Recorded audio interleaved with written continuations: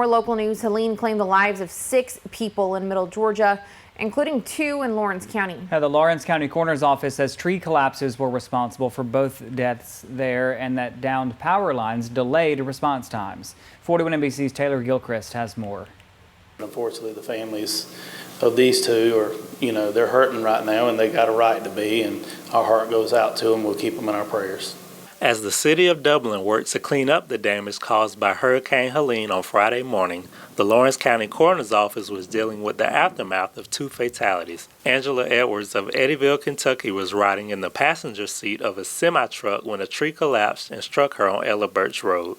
Due to roads being blocked, it took first responders nearly 6 hours to reach her. It took rural fire and volunteers until later on up in the morning to get the road cleared where we could respond. She was pronounced at 10:46 a.m. and then we brought her here to the morgue.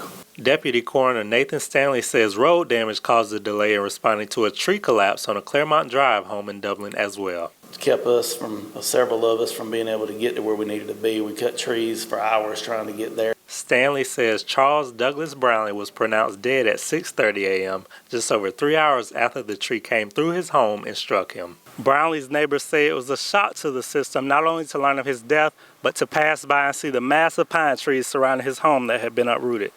Kay Donaldson says that she'll remember him not only as a good neighbor, but an excellent friend. When they said it was Doug Brownlee, I couldn't believe it. Could not believe it. He will be very much missed in this neighborhood. Kay Donaldson heard loud popping noises just after 3 a.m. Friday morning, which she now knows was the sound of trees falling in her neighborhood.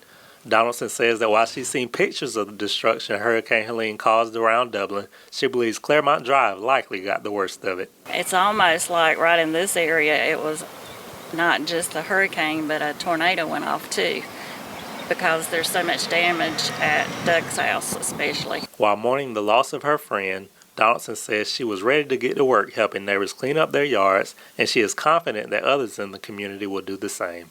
People will be out helping each other. It'll take a few days, but we rally around each other. That's one good thing about Dublin. In Dublin, Taylor Gilchrist, 41 NBC News.